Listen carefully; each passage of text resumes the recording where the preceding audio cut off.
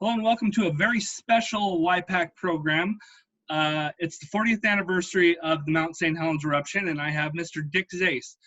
He was the city manager at the time of the eruption, and Mr. Zais, it's a pleasure to have you here. We're going to go through the story of what happened on that day and how we got to that point. So I'd just like you to introduce yourself and tell us, how did you become city manager, and what led up to the days before the eruption of Mount St. Helens?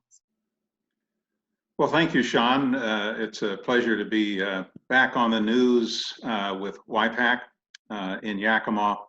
While I live in Olympia, I will always have a very strong place in my heart for Yakima and the friends that I knew and still have there, and the many, many wonderful people I worked with and served with when I was working for the city of Yakima. I actually started with the city in 1973 as an assistant to the city manager. I thought that would be about a 3-year job and I would move on to another city, which is not uncommon with assistants in our profession. But it turned out that there were changes politically and administratively. The manager that hired me, Craig McMicken, resigned, and I was offered the chance to be the interim city manager, acting city manager, at the age of 26, by the way, which was pretty young, but I was grateful for the opportunity, and the city department heads were pleased that I could serve in that role, which I did for about 7 months. And then a new manager was hired, and I was promoted to assistant city manager in 1977. And I served in that role for about 18 months, and the city manager resigned. And there was another experience that I served as an acting city manager for another 4 or 5 months in the fall of '78 until 1979, January. And the council and I had a very serious discussion. Betty Edmondson was mayor at that time, by the way. And that was a great opportunity for me to move and advance into the job of city manager for Yakima. It was a career move that happened much sooner than I might have expected because of changes that occurred. So I accepted the position, was very grateful for that opportunity. Again, thinking that this job might be something I stayed in for 7 years or so, but it didn't turn out that way either, because I wound up serving a total of 38 years with the city of Yakima, 33 as city manager. In 1979, we had some challenging times financially, fiscally. We were also trying to deal with some of the changes in the economy going on in the area. And by the way, Y-PAC was in its early discussion stages about having a community television channel. And there was an opportunity that was created when the voters in 1979 approved a franchise with Cox Cablevision that opened up the opportunity for a community public television station, of which community access became a part of, was actually a requirement in the statute and in the law. And that was the early origins of community television in Yakima. So as we began 1980, we were already starting to prepare for the legislative session and the challenges that would come with our budget and with a pretty advanced public works set of projects that were going on, including a major rehabilitation and refurbishment of the wastewater treatment plant at the time. And that's a big part of the story that took place with the eruption. But again, it was a wonderful opportunity for me to serve in this capacity as the manager for Yakima. And I was able to work closely with the council members at the time and the department heads. And I think we had a very good team approach to working on the challenges and needs that Yakima faced at that time. So that's kind of the origins as we started to move forward into the year. And as you know, we started to hear news about the rumblings of eruptions over at Mount St. Helens. Right. That was in March of 1980. And you had spoke about Y-PAC earlier. We have a video that my boss, Randy Beeler, the communications manager for the city of Yakima, communications director, created for I believe the 2000 anniversary. So that would have been the 20-year anniversary. We're going to roll a little bit of that video. Now we're going to take a few looks at this video. This is the beginning, about first 2 minutes leading up to the eruption.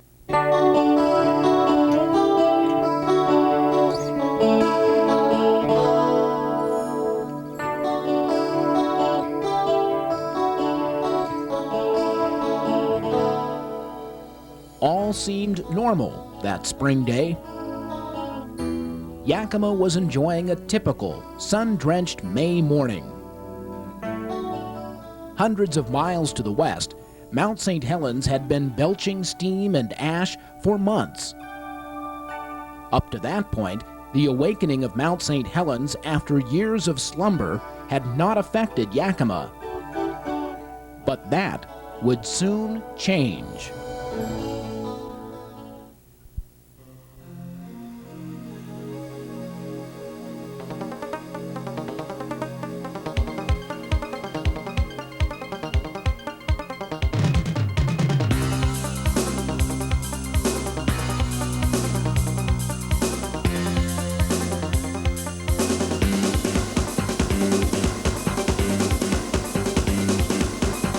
We interrupt this program to bring you this special bulletin just in. There has been a major eruption at Mount St. Helens. The major eruption of Mount St. Helens came at 8:32 that morning, sending 540 million tons of ash into the air. Hundreds of acres of trees in the blast zone were laid out like so many matchsticks. Swollen rivers filled with mud, ash, trees, and whatever else was in their way. The ash cloud from the eruption drifted eastward and dropped a gritty, sand-like substance on Yakima, causing confusion and turning day into night. State Patrol says that Chinook and White passes are closed, as is Interstate 82 between Yakima and Ellensburg.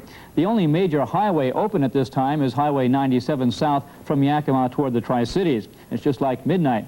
As those of us in Yakima know, the streetlights have been on since about 10 o'clock this morning, and we haven't seen much of an afternoon. There is heavy smoke and ash up to 4 inches in some places.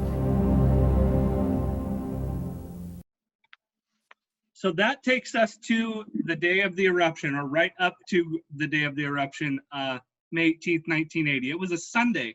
Can you tell me what transpired that day in your world? Yes. Well, actually, I was home at my residence, and I think I had finished some chores at the house and noticed that the sky was getting awfully dark, and was thinking, this is going to rain here, pretty heavy rainstorm. And then we had a deck out on the back patio porch area, and walked out and started to feel some of this ash fall. I think this is just not a normal conclusion. Maybe there was a huge fire with ash blowing that we saw. And then I had a call from the city police dispatch desk telling me, that was my first official news, that there had been an eruption of Mount St. Helens and that there was a huge ash cloud heading our way. And that, of course, alerted me to the news this was coming. So I got in my car and drove on down to the police department at City Hall at the time. That's where they were located, in the dispatch office, and tried to gather as much news as I could about what was happening. And literally by 12:30 that early afternoon, the city was engulfed in total darkness. That's how quickly that all covered the city, and it became a great deal of anxiety about this within the community. By the way, the Emergency Services Department was not open on Sunday afternoon in Yakima County. So there was not the normal kind of coordination that you might expect from an emergency ops center. But I was in touch as soon as I gathered the information I could. I was in touch with the mayor, Betty, and with all of our department heads and with other members, and asked, first of all, that the department heads come to City Hall as quickly as possible so that we could discuss what we might be facing and what would be necessary to begin to address this issue, because there was already people talking about what this might do, how long it might last. We didn't know whether it would last for, a couple of hours or it was going to last all day. Well, of course it did. It lasted all day and into the night and then on to the next morning, where we started to get some clearing. Now, Mr. Zais, can we talk a little bit about, in today's media world, it would have been all over Facebook, it would have been all over the internet. Where was the news coming from? Where were you getting your news? There were some clips from the local news broadcasts. Where were you getting information from? Well, there was some news from KIMA television that was starting to reflect this broadcast news, and KIT radio. The owner, Jack Getz, went on the radio, and I think he stayed on the radio maybe 24 straight hours to provide reporting to the citizens of Yakima, of which we were very much interested in what he had to say and what he was learning about the event, and what we could garner from other dispatch agencies within the fire districts around the region or the state. The phones were certainly on board. And I also went to my very good friend, the library director, Dick Ostrander, and called him and asked him, is there any information you might be able to glean from your contacts within the library world? Because there was no internet, there was nothing like that at that time, to tell us about what might be the impact of an eruption on an urban area. And Dick said he would absolutely pursue that with the Library Congress and the hotline that he had to other library districts. That was the Google of the day. Mr. Ostrander was the Google of the day. He was the Google of the day. And it was several hours later, he came back to me and called me and said, well, Dick, I have good news and bad news. I said, well, what's the bad news? He says, there's no other modern day experience of an ashfall on a modern urban community, urban city, and what to do about it. So the last experience was on Pompeii, which goes back several thousand years ago. A little while back. I said, well, that's not good news. And he said, no, but I said, well, Dick, what's the good news? And he said, well, the good news is you're going to be the model for the future. For all future events of this kind, you will tell the story or demonstrate the story, good or bad, about how to recover from this kind of an eruption. And you better do it right. That was Dick's message to me, but he said, you'll get there and everybody's going to help. And certainly the library and many, many others came together. But that's part of the Yakima story. Yeah, let's take a look at the video right now. There's another section I will share on our screen here. And this is a perfect segue into that section. The immediate reaction to the ashfall was one of concern, specifically how the ash would affect the health of people in Yakima.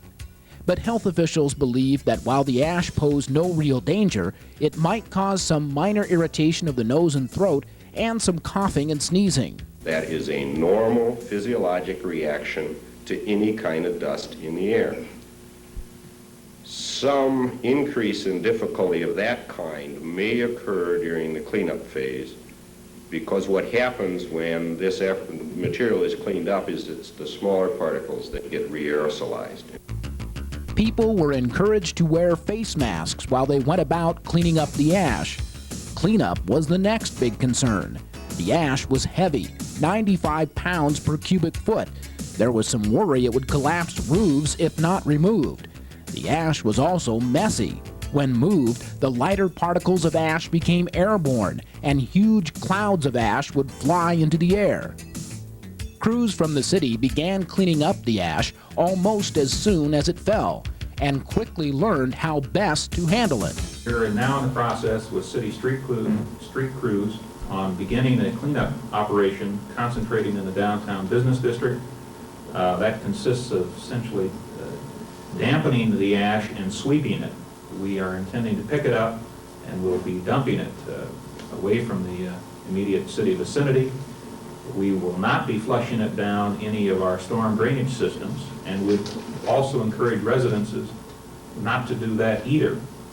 In terms of private cleanup, we would urge that you follow a similar procedure, dampening initially or sprinkling with water, and then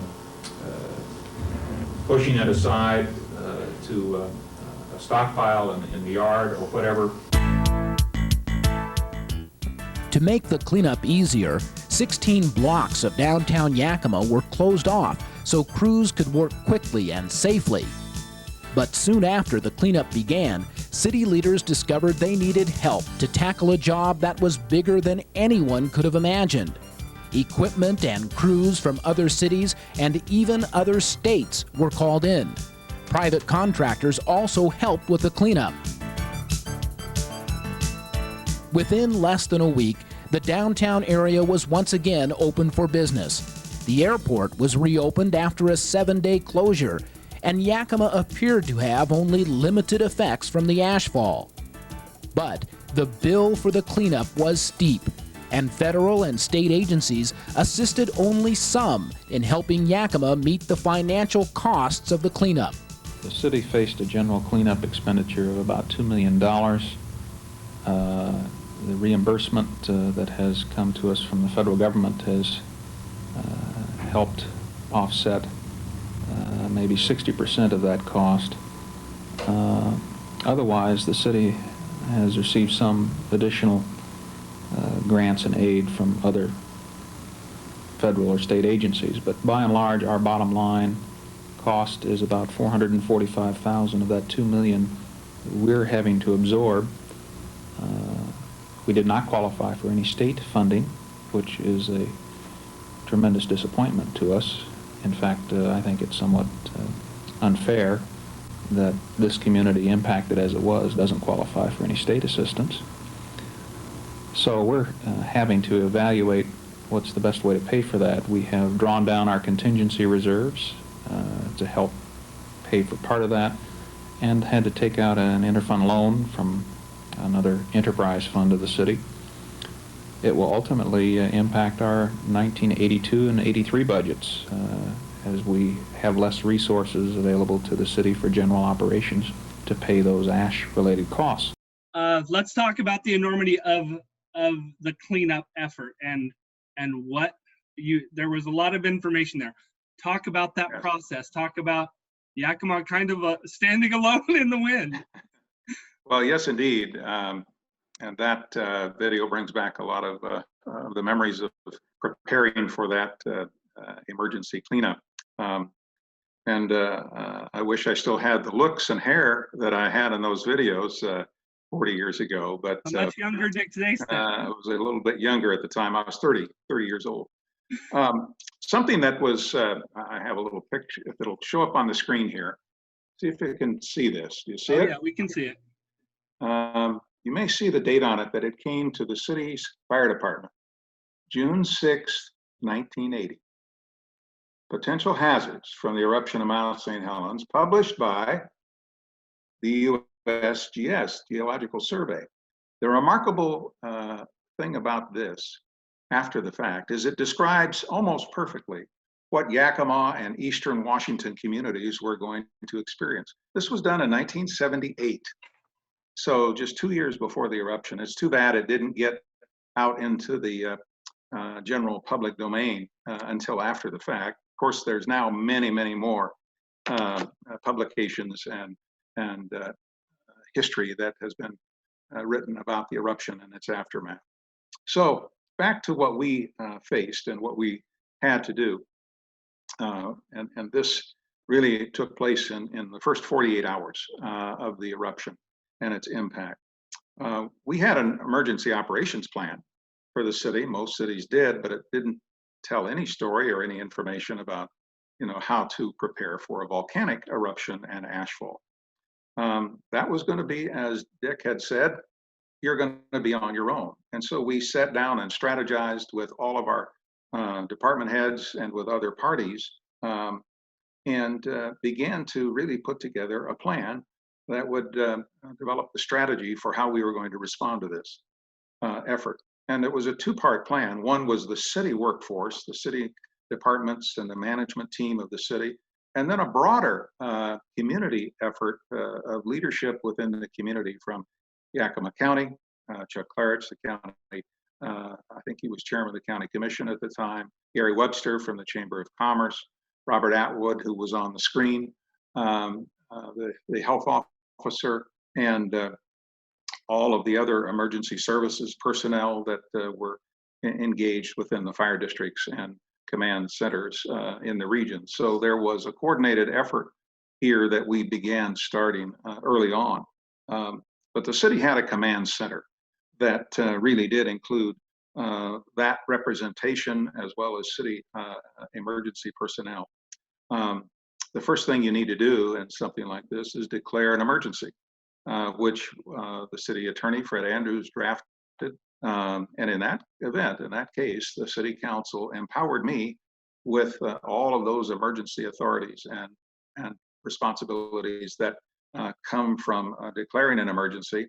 The mayor certainly had the primary role of signing emergency orders and signing resolutions for declaring the emergency to the state, and with the authorization of the city council behind that.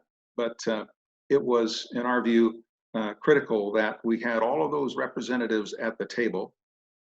It's eerily familiar when I look at the things that are happening today, and there'll be more to say about that. But we decided at that time we would hold a daily press conference once we had it organized, and that we knew what we could know and explain what we didn't know on a daily basis at about the same time in the early to mid-afternoon, probably 3 o'clock, so that all the media could be there in City Hall, council chambers, to have a briefing from each of us, each of the representatives of these various entities about what was going to happen from the business community, from governmental agencies, from emergency services, personnel, and the like. Because there were a lot of unknowns, right? And a lot of unknowns. Like you say, eerily familiar. You didn't know what the ash was going to do. You didn't know if it was going. You see people wearing masks. Yes. Eerily familiar to what's going on today. A lot of when unknowns. You think of it in the terms today, and eventually there has been in today's environment of the COVID-19 virus, the emergency preparedness and response has come together to brief the country, and the governors have acted within their jurisdictions, and certainly has the administration acted on behalf of all Americans and the entire country. And back then, you had a lot of unknowns back then. Similar situation. We had mostly unknowns. Daily. The biggest worry to us was risks to the impaired or impacted population, older citizens and people with health issues, respiratory problems, and the like. And whether or not the ash, any intake of the ash, might be injurious to your health or a deadly combination. Certainly, if that's all you're inhaling, it would kill you. But it was important that the health officer made that declaration early on that you needed to be indoors or you needed to have a mask. Here we are with masks today, 40 years ago, in the movie and or the video, and we had masks then. By the way, I was in touch with the 3M company, along with other leaders in the state, to ask them to donate masks to the state of Washington. And they eventually, I think, sent over 1 million masks to the state of Washington that were dispersed to the communities that were severely impacted. Interesting. So that was early on. I don't remember if they were N95 masks, but they were the best that they could be at the time. The other big issue for threats or risks to the public was, could the water be contaminated? by the ash fall. Water and food products, that such as agricultural products and the like. On the immediate side, we had our laboratory do some immediate checks on the water that had been in the city's domestic water system, infiltrated with ash, and found that it was not injurious, not hazardous, harmful, except in large quantities. But Yakima has a unique system with its water supply. We had a backup system, well water, and we activated that at that time to be sure that whatever we had was the purest well water we could disperse through the domestic irrigation system. 4 major wells that were activated. And of course, the treatment plant was still in operation, but that was a safeguard. No one knew this would be one of its uses at the time, but it was an important safeguard. But back to the command center and communications center that was organized, all of that came about as a result of this resolution, emergency resolution. The council vested me with more authority than I'd ever had before to enter into contracts and declare emergency operations support. And I remember being asked very soon, when we started to think about what this was going to take, with personnel and equipment, and I'll get to that in a second, but the council was wondering, how are we going to pay for this? And my answer at the time, and it would still be the same today, is that in an emergency, we had certain funds that were reserved for emergency purposes, but that probably would be exhausted. We couldn't guarantee, and we didn't know what the future expense would be. But the city had resources. We had a good credit rating. We had the ability to raise revenues, and we would do everything in our power to secure federal and state aid and insurance recovery aid, but that they had to be patient because that would take some time. But the immediate urgency and the necessity to protect life and property and animals and our crops and so forth, water supply, that dictated that we move forward and we spend whatever was necessary to secure the safety and security of the city of Yakima. And we'll come back to the impact of financing later in this discussion and what it ultimately cost. But I think that's the way you have to approach this. You don't know, but you know you're going to find a way to find the resources at the end of the day to help make it possible to pay for this cost. So as we move forward in this, and I surveyed what our own equipment supplies and resources were and personnel, I was immediately aware that we didn't have anywhere near enough, because we had started to think about how we were going to lay out the city into a grid pattern for cleanup, and what we needed to be focusing on, both in terms of emergency operations facilities, and that would be the hospitals, the fire stations, the emergency services, responders from those entities to households and health centers and nursing homes, as well as critical community services that we might have to make some choices in continuing or discontinuing. That included the airport. The ash fall into the city was extremely dangerous to engines and engine components in ingesting the ash from the air. We shut down the airport. The municipal airport was one of the first things we shut down. We also began to lose some police cars and some buses. We shut down the buses. And we put out a request if anybody had ideas on how to safeguard our equipment. And there was a recommendation that came in from the community, and it was a woman in the community who called in and said, you might try pantyhose on the air intake filters. Maybe that'll help. And it did. And we did. And we put out a request for pantyhose, inundated with pantyhose, that helped us put that on top until we could get better filters for our police vehicles and some of our heavy equipment operations that had to have filters that would ensure that the air intake on engine components would not be damaging. But the key element of getting together the resources, equipment, and personnel was one that I took on for the city in a very aggressive way. And I was fortunate that I had met a number of people in the government arena in other cities in the state. And I had worked for John Spellman, who was county executive in King County. Before I came to Yakima, as an assistant to his office, administrative assistant. And the deputy mayor in Seattle was a friend of mine. And I also knew some people in the Portland area. And as we started to sit down and think about what we were going to need in equipment, it became essentially a major request that I put out to those agencies and entities. That's King County, the city of Seattle, the city of Portland, Multnomah County, to request that they bring forth a caravan, if you will, of equipment and personnel and resources that we were going to need. We were going to need a lot more graders, and we were going to need front-end loaders, large dump trucks. At the end of the day, I think we had maybe 4 or 5 of those. We wound up with 25. Flush trucks to be able to start to dampen the ash, and that's another part of the story, to move it and transport it. The flush trucks and street sweepers and the like. We put out requests for this information and personnel and resources to staff those major pieces of equipment. Well, we started doing what we could with what we had. The next morning, as you see in the video, there started to be some clearing of the air a little bit, but it was still very hazardous. And we had to recognize that there was going to take a big effort.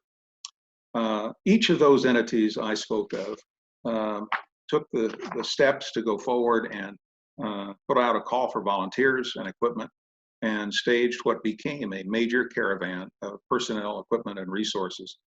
And it also included some private contractors. There was a private contractor out of Redding, California, that supplied us with over 50 water trucks that we could use, flush trucks, in the community.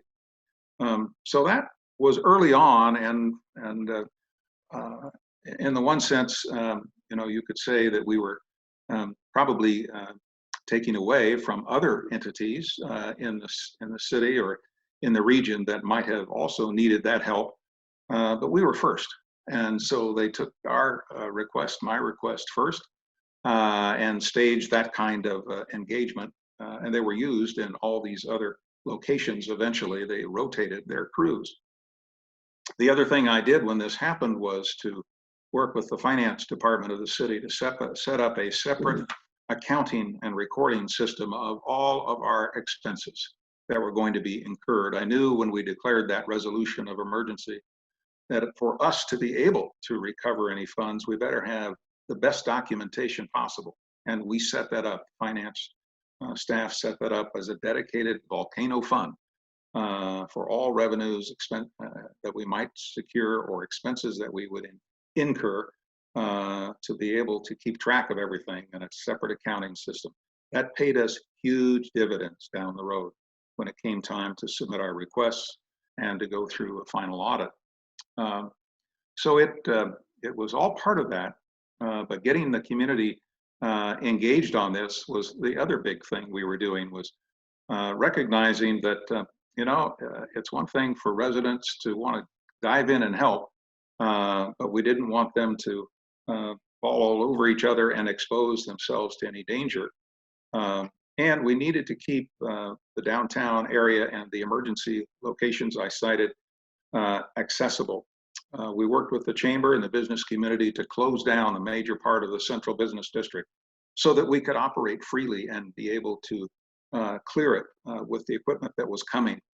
And that the other thing we noticed early on, you can't just sweep the parking lots and the streets. You better start with the rooftops in all buildings, because this ash is accumulating first on the roofs. So whether it's in the business district downtown or in the neighborhoods, that was another part of the cleanup recognition and planning. Rooftops come first, and then comes this cleanup of the driveways and streets and parking areas, but especially in and around emergency operations facilities. And that was all put together in this operations plan for how we were going to approach and clear up and clean the city, beginning with downtown and beginning with laying out a grid for the entire community. And we when the first arrival of the outside equipment occurred 2 days after Monday. So by Wednesday, we were starting to get them online and get them organized, and we had laid out the plan, and we had, I think, had an immense cooperation from the community. And for people that did have these kinds of vehicles, trucks and loaders and so forth, they could be of help to us in neighborhoods. The heavy duty equipment that I described would be all over the city, beginning in the downtown and then branching out to the west side or southeast area, northeast area neighborhoods, and the like. All of that was the approach that we coordinated with. I'm sure that the crews went beyond city limits a number of times for us, and so did the county crews. We both recognized we needed to help each other. At this point, you don't pay one attention necessarily to the city limits or the county limits. You're all in this together. Have we heard that recently? Yes. You're all in this together. We all have to work together with any crews and help and support we can bring together to do this job. Let's take a look back at the video. There's some more video about the cleanup. We'll take a look about that, and then we'll talk about some of the economic impacts to the area. So let me switch over to our video here. The ash also had ill effects on the city's wastewater treatment plant. Despite repeated warnings from city leaders not to flush ash into the city storm drains, many residents did so anyway. The ash ended up at the wastewater treatment plant, clogging equipment and causing the plant to be shut down. Sewage had to be pumped directly into the Yakima River to avoid any further damage to the plant. The city had to repair and even replace some expensive equipment at the plant, yet another unexpected cost. When all was said and done, cleanup crews had scooped up enough ash from city streets to fill a dump truck like the one seen here 85,000 times.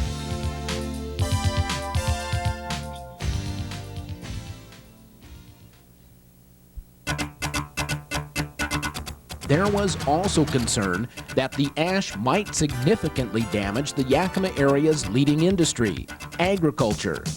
The thousands of acres of fruit trees in the Yakima Valley were coated with ash.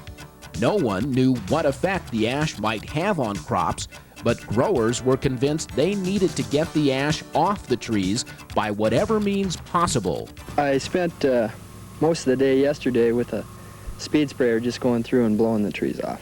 And was that effective? Somewhat. The dust is still on the leaves, but the majority of the ash and the heavy stuff, I think, has been blown off. But most growers found blowing the ash off the trees with wind machines didn't work very well. The wind machines only moved the ash from one place to another. I think any action with attempt to blow or knock the residue off the fruit, you look at the fruit and it still is coated. So I think any exercise with wind is an exercise of futility. Quick analysis of the chemical makeup of the ash indicated the composition was very similar to the native soil found throughout the Yakima area, a region formed over thousands of years of volcanic deposits. Based on that, scientists felt the ash would likely be good for crops in the long run. Early reports by some newspapers on the west side of Washington state that farms were dying proved completely false. While growers did have some fruit fall off trees due to the sheer weight of the ash, the effect on crops was limited. The biggest effect the ash had on growers was clogged air filters on tractors and equipment breakdowns. So they just spoke about the amount of ash. One question everybody, younger people ask, where did all that ash go? Where did you put all of that ash? Yes, well, that became a big part of the discussion among ourselves. And just before I answer that, reflecting back on those interviews that I was giving on the interview with the KIMA at the time and what to do with neighbors and groups. So we had neighborhood volunteers, the service clubs volunteering to help neighbors couldn't get out and do this themselves. But the worry that started to emerge was the ash being dispersed out into the streets and going down into the storm drains, which later became a huge impact on the treatment plant. That's another part of this story, which was in the latest video. Right. But I had to put out a message immediately as I learned this from our sanitary engineer, that when we were cleaning the streets and moving out the ash into the middle of the street, that became where the ash was mobilized to operate from the center of the street, and that everyone that was working, whether it was city crews or private crews and contractors, is to keep the ash out away from the curb and away from the storm drains, so that it would be in the center of the street once you move the through towns and through the neighborhoods and so forth, to be able to do that, so that the ash could be picked up by graders and then deposited into what became a number of different major landfill sites in the city. The first and the biggest one was at Chesterley Park. Right. That used to be a much lower area than it is today. And we realized that would accommodate a lot. Probably, I think there's over 350,000 tons of ash underneath that became much more levelized. And as you know, it's been developed over time. Another big site became the infield of the fairgrounds. I called Greg Stewart and asked him, I said, could you use some ash? And Greg said, well, as a matter of fact, we could. We need to fill the infield of the fairgrounds. And so when the dump trucks started to, accumulate and take ash away, they went to the fairgrounds. Those were the two big sites in the city limits. There were a number of sites in other parks locations outside the community, some private developers who needed ash, and on property they were looking to have landfill introduced, and many private individuals volunteered their property as a repository for this. And once in a while, you would have somebody coming to a station that was being loaded up with their own dump truck. There was a gentleman that showed up in a dump truck and said, please fill it up. And we said, sure, where are you going? He said, I'm planning to go to every major city between here and Boston, and I'm going to sell this stuff, and I'm going to make a fortune and retire. That was his plan. I hope it did. Hope it worked for him. But once in a while, things like that happen. Now, Mr. Zais, I have a question for you. Yes. As a young man, you were 30.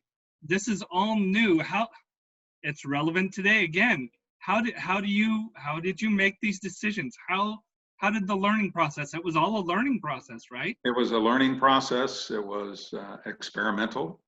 We learned as we went along. I had already had my share of emergency operations training and experience. That's something you learn quickly when you're preparing for a career in local government. But what to do about an ashfall situation is something we had to learn on task and with experimentation. And our troops, our city staff, the crews, the leaders of each of the public works operations crews, and everybody became engaged for the city as they did for the county and some of the abutting cities. Everybody was on full task, and there were great ideas coming forward from that.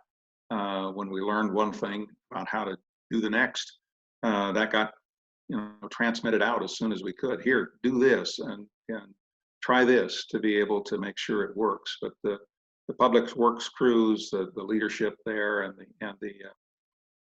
the team that I had in public safety, fire department, police department operations, and so many others just worked so well.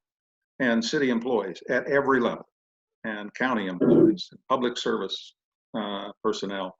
And that was true within the city and county and other jurisdictions neighboring the city, and the operations of the county hospitals in the two areas of the city, both Memorial and at the time St. Elizabeth Hospital.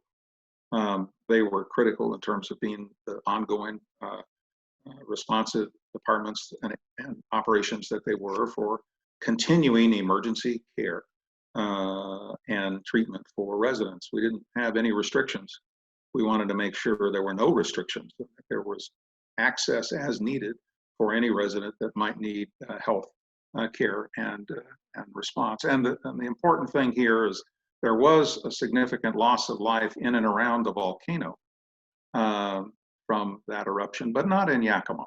I'm grateful for the fact we had no loss of life. There were some respiratory displays and people needed to stay inside. But were things that we were fortunate not to experience. My heart goes out to first responders and doctors and all of the medical staff today that has to deal with this terrible emergency that is lethal to every citizen potentially, or certainly can cause great health distress. And we had some health distress, some as I said, respiratory issues, but no lethality, no death of any resident to us at the time. Do you consider the cleanup a success? I think most people do. What is your living through it? It was a learning process. Do you consider it a success? It seems to me like it was. Well, yes, I think that it absolutely was a great success and one that brought the community together, both from the standpoint of the public service personnel that were involved and the leadership that we had from the city and the county and the health district, and from the community service clubs and from the business leaders in the city. It brought the city together. I think it was our finest hour in terms of really bringing together the community, neighbors and residents alike, working together, cooperating together to be able to restore the city and bring it back. And I'll come back to that a little bit more because I want to touch on the wastewater treatment plant that was in your latest videos of what that impact was. So I mentioned this before, that the treatment plant was experiencing distress from this intake of ash. What it was doing was starting to damage the biological media inside the plant, inside the clarifiers, the operations equipment for the treatment plant, such that it was becoming a huge threat that it would paralyze the plant. There would be a shutdown and the plant would be paralyzed. And the sanitary engineer gave me this news after about 2 days and said, Dick, you got 24 hours to shut the plant or we're going to lose it for a year or two. Well, that was grim news in terms of having a wastewater treatment facility potentially crippled beyond repair for a year or more. And we made the decision, notified the council and the community, and we had a big public discussion about that and said, this is what has to be done. The good news was we could dig a trench to the Yakima River and bypass the plant for what we hoped would be only maybe a week or so to be able to get the media stabilized, to get everyone on the same board and path of not introducing ash into the storm drainage system and the like that would infiltrate into the plant. And that is what, in fact, we did. I called the Yakima Nation to let them know this, and we notified other communities. They were quite alarmed and worried, and eventually there was even some discussion about potentially a lawsuit to block this and stop us from doing that. And I tried to help them understand that the risks were so great that if we didn't do this, that would paralyze us, paralyze the plant, and we'd be faced with overrunning, the facility, and it would wind up going downstream into the Yakima River anyway. The good news was on May 18th, we had a high runoff from the snowpack, and there was a lot more dilution of the water in the river, which made it less impactful. And we explained this, I think, well enough for the Yakima Nation and for them to know we wouldn't do this any longer than absolutely necessary. We did that for about 2 weeks, and were able to start bringing the plant back online so that within about 3 weeks, it was operational again with primary care treatment for waste products. So that was something that was a bit of a major concern, but it caused a huge expense to the plant. And we had a contractor on site, as I mentioned early on, that was doing some major repairs and upgrades to the treatment plant. And his business and the equipment on site and all of the mechanical systems were exposed to the ash. It became in itself a huge impact. It nearly destroyed his business at the end of the day. He couldn't protect it all. There were lawsuits filed and lots of different parties involved in that. It took me 3 years to ultimately resolve that with insurance companies and with federal and state aid and support. But that's what we wound up having to face and deal with and be sure that the treatment plant would be protected and that we didn't want anyone to go out of business. But an act of God of this nature, so to speak, we couldn't predict that, couldn't know that it would be so damaging to equipment and operations. But the plant suffered a very severe effect from that, but it came through it. It managed to recover with the help of our personnel, our equipment, our workers. And I want to say this too, in terms of how this ultimately came to be communicated to the community. Our mayor, Betty Edmondson, was extraordinary in terms of her leadership as the elected official of the city that was the most noticeable. Betty had a background in media relations, and she had her own television show before she was ever on Y-PAC, or so to speak, on public television, and serving as the city council member and later as mayor. But she just was a credible communicator, very effectively. Sometimes I would get bogged down in some of the details, and she'd gently pause me and say, well, let me kind of explain that a little more directly to our readers and our listeners and viewers, which she did very, very well and was able to communicate that so effectively. And working with our fellow council members in contacting our legislative delegation, certainly the governor's office, and he was able to dispatch the Army National Guard to the area to assist us with that cleanup effort, because it was all hands on deck and we still didn't have enough help. We had to get resources from the National Guard to also give us support and assistance as we launched this cleanup effort. Well, I mentioned how long it took to get the treatment plant operating again, but the really incredible event was how long it took us to get the city back up and running. We were back up and running in about 7 to 10 days following the eruption. And it was really a week or so of intensified effort from the outside contractors and service personnel. There was still a lot to be done, but we wanted to get the business community and city services open and operating again, so that business disruptions and emergency operations would be in harmony with each other, and that we could point to that, but we still had a lot to do to continue with our recovery. And there was, I think, a great deal of concern that's in this video as well about how it was being represented in other parts of the state or back east. Both the mayor and I and health district officer were interviewed by the Seattle Times and by the Post-Intelligencer.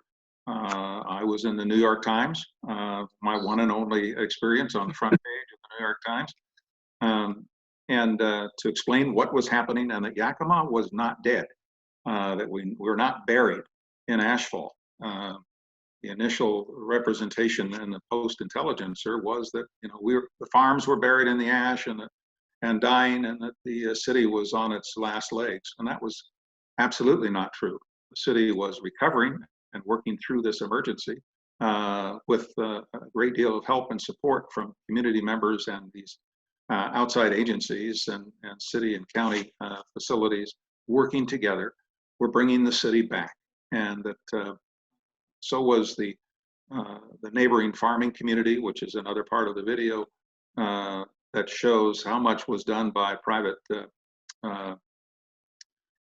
farmers and private citizens, private business establishments to get their businesses up and running and clean their operations, and to be sure that the agricultural effect was not that harmful. And it wasn't. It was not nearly as harmful as claimed from the damage that was sustained that first 24 hours from the ash fall. Now let's take a look back at the video. This, as you said, put Yakima on the map. It brought a few people to the area, entrepreneurs, let's say, that will show up in the next part of the video. Right. I'm going to share the video and we'll talk a little bit about that and some of the things that you've shared with us also in just a minute. So here we go, back to the video. There were those in Yakima who saw the Mount St. Helens ash fall not as a disaster, but as an opportunity. Even as the cleanup was still underway, some creative entrepreneurs were working on ways to turn the ash into cash. Once the ash was cleaned up, other folks tried to capitalize on Yakima's misfortune. Snow-Kissed Growers, a Yakima fruit packing and shipping company, put ash into cans usually used for fruit and sold them. Snow-Kissed was not just interested in making a profit, but also in paying homage to the role volcanoes had played in making the Yakima Valley one of the leading agricultural regions in the world. We wouldn't be here, and Yakima wouldn't be here if it weren't for the ancient volcanic eruptions that deposited the rich soil that we have that grows the quality fruit in this valley. Snow-Kissed Growers is not interested in the gimmick aspect of it. What we are interested in is the story that this is where our quality comes from. And this we'd like to be able to share with people, and on the labels of this product is a little bit about this story that I'm discussing. Another entrepreneur named Hannah Claus proposed partnering with the city to build factories in Yakima to turn the ash into a miracle plastic through a secret process. Claus claimed to be a scientist and at first was extremely cordial with city officials while trying to win their support. But when city leaders questioned Claus's credentials and his secret formula and said no to his proposed partnership, Claus was less than cordial. Now I'm getting antagonized with this. Okay, I've been shot at. I've been trying to, people have been trying to grab me off because I possess a plastic that no one else got and everyone wants. Quite the opposite was true of two teachers from Texas who drove to Yakima hoping to take bags full of the ash back home to share with their students. The teachers found Yakima more than willing to part with some ash and were appreciative indeed. So far, they have not charged me. They've been really, really generous with offering it. I've never seen a town that was as good about giving things away. You have a marvelous attitude. That positive attitude would prove to be key in Yakima's continuing effort to recover from the Mount St. Helens ash fall.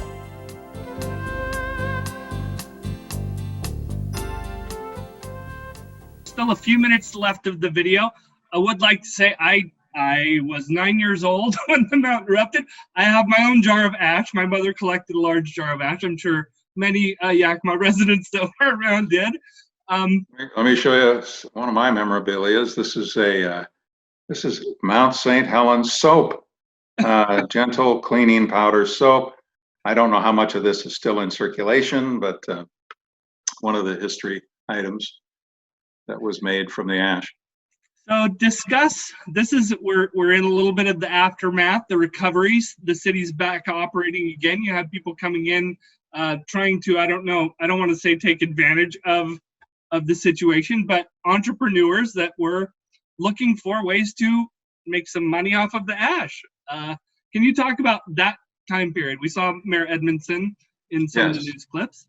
Well, the public works director came to me after about a week and a half of the cleanup effort, saying that he'd had a call from a gentleman in Southern California named Hannah Claus that was interested in coming to Yakima and was going to establish a plastics plant to make special plastic processes out of all this ash, and that he just wanted me to know that and thought it'd be a great investment for the city. And he wanted to do a demonstration of this. So he came to Yakima. There was a press conference, and And he got a little heated in that press conference because he shows up and here he is, a bearded, heavy individual that looks a little like Santa Claus, and his name is Santa Claus, and that got some eyebrows raised to begin with. But we still went ahead with this demonstration. I don't think you have a video of that, but it was a demonstration on the dais of the council table where he had a Bunsen burner there and he was trying to establish this plastic formula. Didn't work very well. And then he said he could do another demonstration at one of the sites where we had all the ashfall being deposited at Chesterley Park. And so that got publicized that he was there. And so it was another media event. He came to it, and just as it was getting started,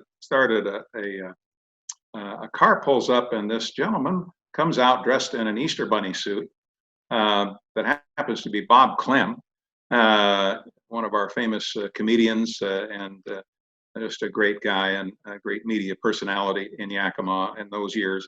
And he just shows it's showcase time for him. He just shows this guy up to be a complete charlatan. And this guy went off on his own path. And I remember Bob saying, if there's anybody that's going to take Yakima to the cleaners, it's going to be me. And everybody laughed. But that was one of the events that got some humor out of it for all of us at the time. But there were others that some other events, yes. Some other events that happened? You mentioned one man pulled up with a dump truck looking for things and showed the two teachers. That's one of the producer Randy Beeler's videos. That's one of his favorite scenes, is the teacher that came from Texas. Right, there were several of those, but Mr. Claus was the most famous personality in that until he was upstaged by Bob Clem. But it was. There were, I'm sure, many others. There were some plastic products that did come out from it and other uses, and it's still been, I think, discussed a bit over the years. But I know they made some ashtrays. I remember there was some pottery made and different ventures around. And there's, like I say, I still have several pounds of ash. Yeah, well, I have my share, and so do many others. I'm sure have some. Patches or some kind of cartons, and you showed Snowkiss manufacturing the canned ash. They did pretty well with that, I think, at the time. And I was glad you showed that video pertaining to the products that we have in agriculture and how this really did not have the damaging effects people feared, because that's part of the soil mix in Yakima Valley is a volcanic ash that has contributed to the well-being of the volcanic story to Yakima's history going back eons. That has contributed to the generation of a very wonderful agricultural base for all of our ag products. So to wrap this up, let's wrap this up with your take of where this has brought Yakima. Let me take a few minutes to talk about the financial side. Yes, please, definitely. We haven't covered that so much yet, but I've talked about what we had to do to prepare, and that we didn't know what this was going to cost. At the end of the day, it was about a $5.5 million impact on the city's budget, but it took about 3.5 years to recoup those funds. The city had used some of its reserves. We had insurance proceeds that were able to apply in some cases. And we had the opportunity to work with insurance companies as well. And I mentioned this lawsuit with the contractor at the wastewater treatment plant site. The damage to the treatment plant was probably about $2 million of that total, $2 to $2.5 million, and the balance of it was on the rest of the city's general cleanup and operation expenses for labor and equipment and personnel costs that we had kept very good track of. We actually issued a bond and raised taxes. You don't always raise taxes, but at the end of the day, it was an increase in utility taxes that we eventually retired when the bonds were retired. It was the volcano bond that we sold to be able to pay those expenses. We had interim financing initially, and then had the utility bond and revenue bond to finance the balance of general fund.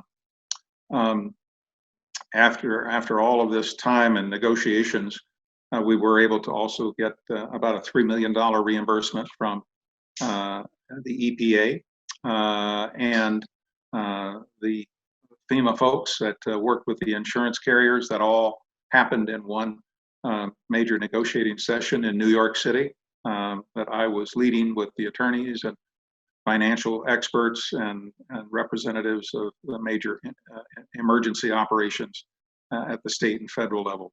There was not a lot of state money, though. Very small percentage of state funds, other than the National Guard and personnel that were involved, because there had been a reduction in state contributions negotiated a few months earlier by the Dixie administration to save on certain budgetary costs for local government. So local government had to bear a greater share of all of this. The reimbursement that eventually came back to the city, though, from this settlement of all parties was a check for a little over $3 million. It was sent to me personally, came in a federal treasury note, but the check just said to Dick Zais, $3.1 million. I happened to show that to a few folks and said, you know, this is, I didn't know my bonus had come through, but I immediately got that deposited as soon as I could. But I should have made a copy of it. I didn't think of it at the time. I should have made a copy. What was the amount again? A little over 3 million, about 3.1 million. Oh boy. So it would have been, in today's dollars, probably 6 to 7 million, more than double that amount.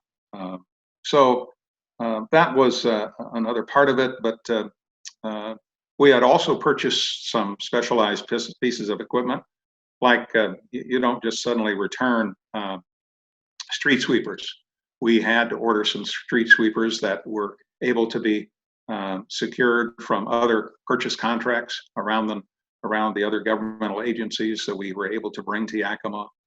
We had one huge piece of equipment that came on a contract that you saw it on the roof, helping with the rooftops. It's called a Vactor.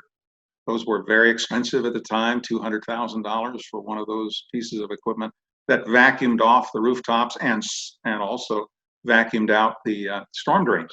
It was a hugely beneficial piece of equipment. We kept that for future use in the city. But that's where I think it helped to really give us a foundation for equipment and resources. Should it happen again, nobody knew if this was going to, have a rebound to it. Some eruptions do, but this was so massive, so huge at the time.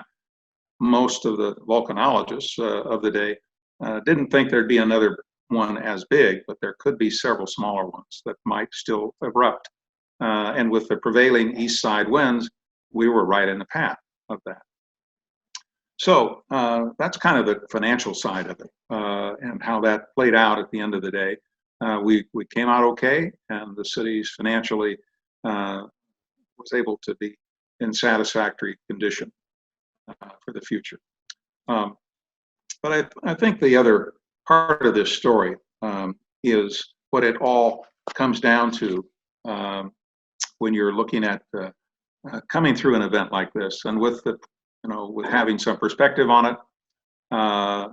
A year or so later, the city manager of Spokane and I wrote a article for Public Management magazine. I don't have a copy of it right here, but the title of it reads "How to Manage Your Ash." So that garnered a lot of attention at the time. And then, over the decades, I've actually spoken on this event a number of times elsewhere around the world, literally in New Zealand a couple times. This article was in the Herald. Let's see if you can see it. They labeled me a volcano. The Herald labeled me a volcano expert in New Zealand, where I was invited to speak. New Zealand is a volcanic country. I was invited to speak both at a regional meeting as well as at the International Volcanologist meeting. I was a keynote speaker. And many parts of that video were also shown at that time, along with slides and pictures. And I've spoken at events nationally, National League of Cities, and with the International City County Management Association. And for the 35th anniversary, they invited me to the Johnston Observatory to make a presentation. And I have spoken at the University of Washington, my alma mater. Got my tie on today for that. And all my Cougar friends in Yakima, you can be jealous of that. But the Evans School, where I also secured my master's degree, invited me to teach a course and class in municipal management, which I have done for many years. And a big part of that is the emergency recovery of the city of Yakima from the eruption of St. Helens. And some of the lessons I have shaped over time in this is that, you certainly want to and need help from outside parties, particularly when you're faced with an unknown situation. And the level of that emergency can range from being rather mundane to being extreme. And we're encountering the extreme today with the COVID-19 virus and its effect and lethality on citizens. We didn't have, thankfully, any deaths from the eruption of Mount St. Helens, but it was still a huge event that we didn't know a lot about. We were initially on our own, and we had to come together, everyone in the city, government agencies, citizens, service clubs, the health industry, the media. Media were hugely important to us in communicating. Those daily press conferences we did for at least 2 weeks and a little bit longer. We never really phased them out entirely. They eventually diminished somewhat as time went on, but it was to provide firsthand information that the media did a terrific job on. And we had to say what we knew and we were comfortable with, and we also said what we didn't know a lot about, and that we needed help and advice or support from citizens, and ideas were welcomed at any moment to give us some suggestions if people were experimenting with something, to let us know if it was successful. And that all was part of the incredible, I think, fortitude and commitment of Yakima residents to recognize we're here together, we're the community that's impacted, we need to work through this, and whatever help we can get from outside, absolutely, we're going to make the most of it. But it still comes down to Yakima and its citizens, its leaders, and that in leaders of all sections, of all resources coming together, where there's no one person, but it's a community effort of leaders and citizens that brought together the successful response and recovery of the city of Yakima to this event. And that's a lesson that I think is applicable today in any emergency situation where it still takes a lot of people working together, cooperating. Unfortunately, we have much more politicization today than we did then. We had great help and support with securing money for the state of Washington. We had 2 senators that made a huge difference in that regard, whether it was Senator Jackson or Senator Morrison. And from Yakima, it was Mike McCormick and other representatives of whether it was Republican or Democrat. They all worked together to secure resources for the state that would assist us with some of our ongoing and expenses that we couldn't develop and have on our own. And that was something that it took both sides of the aisle in Washington, D.C. to support and come together on. And that made a difference, that we were all working together for this common emergency that we were all in the boat together on. And we needed to find our way, and we did it with help and support from each level that we went to and asked for help on. And I'm just grateful that I had the experience of being involved in that. I learned a lot in the process. I learned a lot about myself and what it was going to take for me to do this job. I kept a detailed diary, talking to my dad about it, who was a military officer, retired as a full colonel in the Air Force. I'm his namesake, Junior, Richard A. Zais Jr., and I go by Dick, just like my dad did. And he called me at midnight because he knew I'd be up for several nights, and we would visit. And he would say, keep a diary and keep your perspective. He'd been through many emergency events and had served in World War II and Korea, Vietnam, and later in the government, and then at Boeing. He was a very smart and decorated and dedicated patriot for this country in the Air Force. And he knew this event would probably be a defining moment for me in my career, in my life, and it is still to this day. And he had me keep this diary and register of it. So I think there's a copy of it that Randy has and memorabilia from this event. And I still have lots of memorabilia from it. So that was something he encouraged me. But I spent about 96 hours my first week and 93 hours the second week, and recording and documenting what I went through, and to have that for not just myself, but the future. What we learned that was successful and what wasn't so successful. But how much it took of the community and working to come together, much like it does in any military operation. You've got to have all parties working together to be successful. This story was documented also by another famous Yakima person, and you have it, I think, copies of it. Ash Potpourri was written by Mary Stensrud. It's a book on the recovery and memories of Yakima's cleanup in the aftermath of St. Helens. It really documents very extensively all the stories and history throughout the entire valley of what took place. And she kept a record of all this. She kept memorabilia for years. She passed away, I think, about 7 years ago now. And I think a lot of that history she had was donated to the Yakima Museum. And I have more of that that'll probably wind up in the museum, Sam's, someday, that I have of my own history. But I'm just grateful for the experience of that, for the chance to share it with you and the citizens and residents of Yakima as we look at this upcoming 40th anniversary. It's hard to believe it's been 40 years, but indeed it has. And it's one story that will always be in Yakima's history.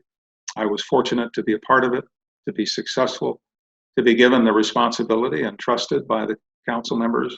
But I had tremendous support and help from so many others, from my staff and community leaders who rallied to the call and needs of the city for help and support and to work through this. And,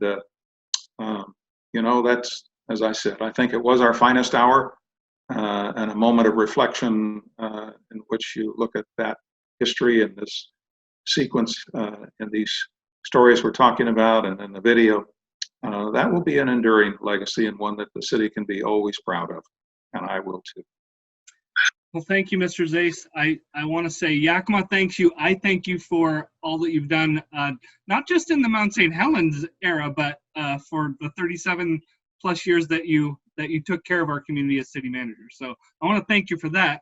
Mount St. Helens as a highlight, I am very honored to be able to interview you and get your perspective on the events of that day. I was a young child at that point, and to hear the stories about how that unfolded, it makes me smile, and just to know how Yakima came through that community, especially in trying times like we are in today. And you touched on that a little bit. Yes. The times are very eerily similar. I mean, on a larger scale. But I think the Mount St. Helens thing helped prepare Yakima just a little bit, and you were a huge part of that. So thank you, Mr. Zais. Well, thank you, Sean. Again, it's a privilege and pleasure to be on, and I just want to say thank you, Yakima, and everyone that I've known and worked with, and many who have passed on. Betty Mayer passed on a number of years ago. Lynn Buchanan, by the way, was on the city council at the time. I think he's the last surviving member of the city council that served at that time and trusted in me and along with his colleagues and Betty to do the job that I ultimately did without knowing a lot to begin with about what would work and what wouldn't work, but we were determined to find our way through it. And Yakima rose to the occasion, and I rose with it, I think, and I'm grateful for that. Wonderful. And the plan was to have you in studio, and hopefully maybe next year, as things change, we can get you in and talk some more about the events that unfolded in 1980 and your memories. Well, I'm happy to do that, and Yakima is doing well, even in the challenging times. I've kept up with how Yakima is faring, so I'm optimistic and will always be positive about the future of Yakima and its community and the citizens that live there and lead our city. Wonderful. Well, thank you, Mr. Zais. Thank you for joining me today. And thank you all for joining us and sharing this story with you today. Thanks again, Sean. Appreciate it. Mount St. Helens had tested the tenacity of the people of Yakima in almost unimaginable ways. It had pushed the abilities of city government to new heights and had brought the community together. A year after the mountain had dumped hundreds of tons of ash on the city, local leaders sang the praises of the people of Yakima. Once the people kind of had a handle on how it would affect them and how to go about cleaning it up, you just can't brag enough, really, about how this community came together. I think the city looks good as a result of cooperative efforts between the government and the private citizenry pulling together and bringing the community up to the standard that we now enjoy. The people were concerned the day of the eruption, but the day after the eruption they were all out seeing what they could do to help, and without the effort of all the people of the county and the urban area, that we wouldn't be able to get on our feet as fast as we did, and I thought they did a remarkable job of cleaning up. No, I'm very proud of this community and how it did. Anywhere we went during that time, there was nothing but cooperation. Our Public Works Department did an exceptional job. They spent many hours on and above the hours they normally work to address the situation at the time. We put in the extra effort of cleaning, working the roads, cleaning out the bar ditches. I think overall it was an exceptional job, especially by the people that assisted us in the outlying areas. Today, Yakima is again the vibrant focal point of Central Washington that it has always been. The city is thriving almost as if the historic ashfall had never happened. Some who live in Yakima today weren't here when Mount St. Helens erupted and know little of the crisis caused by a volcano hundreds of miles away. The effects of the ashfall from Mount St. Helens are largely gone, but the memory of that quiet Sunday morning when the sky turned black and the ash began to fall will never be forgotten.